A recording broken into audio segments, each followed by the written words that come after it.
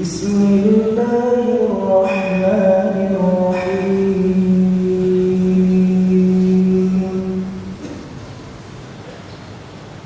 الحمد لله الذي أنزل على عبده الكتاب ولم يجعل له عوجا قيما لينذر بأسا شديدا من لدنه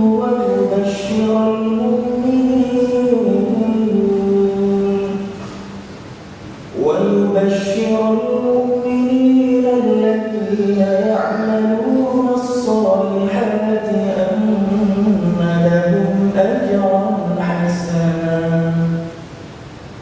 ماكثين فيه أبدا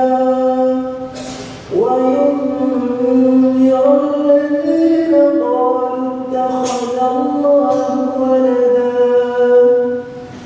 ما لهم به من علم ولا لآبائهم كبرت كلمة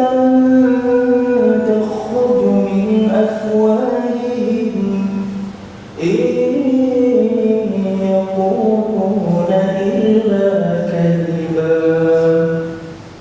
فلعلك باخع نفسك على آثارهم إن لم يؤمنوا بهذا الحديث أسفا إنا جعلنا على الأرض زينة لها لنبلوهم أيهم أحسن عملا وإنا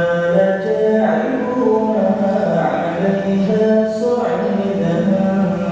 جرزا